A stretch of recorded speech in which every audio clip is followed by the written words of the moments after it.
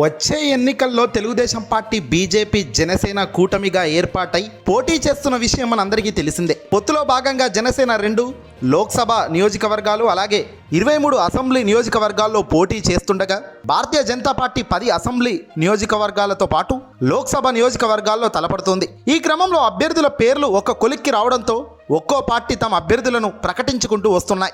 తాజాగా భారతీయ జనతా పార్టీ 10 మంది అభ్యర్థుల పేర్లను ఖరారు చేసింది. చివరి నిమిషంలో ఒకరిద్దరు మినహా దాదాపు వీరే పోటీ చేస్తారని పార్టీ నేతలు వెల్లడిస్తున్నారు. పొత్తులో భాగంగా బీజేపీకి విశాఖ నార్త్, శ్రీకాకుళం, పాడేరు, అనపర్తి, కైకలూరు, విజయవాడ వెస్ట్, బద్వెల్, జమ్మలమడుగు, ధర్మవరం, అదోని నియోజకవర్గాలు దక్కాయి. విశాఖ ఉత్తరం నుంచి సీనియర్ నేత విష్ణుకుమార్ రాజుతో పాటు మరో పేరు వినిపిస్తుండగా కైకలూరు నుంచి పార్టీ జాతీయ కార్యవర్గ సభ్యుడు సోము వీర్రాజ్, జమ్మలమడుగు నుంచి మాజీ మంత్రి ఆదినారాయణ రెడ్డి, బద్వెల్ నుంచి సురేష్, ధర్మవరం నుంచి మాజీ ఎమ్మెల్యే వరదాపురం సూరి, అదోని నుంచి కర్నూలు జిల్లా బీజేపీ అధ్యక్షుడు కొనిగిరి నీలకంఠం, శ్రీకాకుళం నుంచి పార్టీ రాష్ట్ర కార్యదర్శి కె సురేంద్రమోహన్ పేర్లు పరిశీలనలో ఉన్నాయని, దాదాపుగా ఇవే ఫైనల్ కానున్నాయని తెలుస్తుంది. అయితే కైకలూరు నుంచి డాక్టర్ కామినేని శ్రీనివాస్ బదులుగా సోము వీర్రాజ్ పోటీ చేస్తున్నారు. పొత్తులో భాగంగా బీజేపీ పోటీ చేసే నియోజకవర్గాల్లో కూడా టీడీపీకి అనుకూలంగా ఉండే అభ్యర్థులే పోటీ చేస్తున్నారంటూ వార్తలు వస్తున్న సంగతి తెలిసిందే. కైకలూరు ఖచ్చితంగా గెలిచే నియోజకవర్గం కావడంతో పార్టీ రాష్ట్ర మాజీ అధ్యక్షుడు సోము వీర్రాజును బరిలోకి దింపుతున్నారు. కామినేనితో పాటు మరో 2 నేతల పేర్లు కూడా బీజేపీ అసెంబ్లీ జాబితాలో గల్లంతయ్యాయి.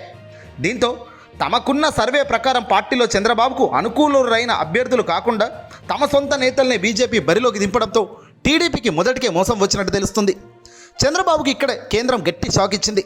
10 మంది అభ్యర్థులను ఖరారు చేయడంతో పాటు చంద్రబాబు చెప్పినట్టుగా మేమెందుకు చేస్తాం, మాకు ఓ నిర్ణయం ఉంటుంది కదా అనేది ఇప్పుడు ప్రూవ్ చేసినట్టయింది. దీంతో టీడీపీ తలబట్టుకుంటుంది. ఓవైపు జనసేనను ఎటు పెడితే అటు తిప్పుకుంటున్న చంద్రబాబుకు బీజేపీ కూడా అలాగే తిరగాలి అంటే ఎలా ఇప్పుడు ఆట మొదలైంది షురు. ఏదేమైనా బీజేపీ కానీ టీడీపీ కానీ జనసేన కానీ ముగ్గురు కలిసికట్టుగా వచ్చిన అసెంబ్లీలో 49 నుంచి 50 సీట్ల కన్నా ఒక్క సీటు పెరగదు తగ్గదు అన్నట్టుగానే ఇప్పుడు సర్వేలు చెబుతున్నాయి. అధికారంలోకి వచ్చేది జగనేనని జన్మత్ పోల్స్ తాజా సర్వే లెక్కలు బయటపెట్టిన సంగతి తెలిసిందే. వీళ్ళు ఎన్ని జిమ్మిక్కులు చేసినా ప్రజా ప్రభుత్వం వైపే నిలబడుతుంది, జగన్మోహన్ రెడ్డి గారికి అండగానే నిలబడుతుంది అనడంలో సందేహమే లేదు.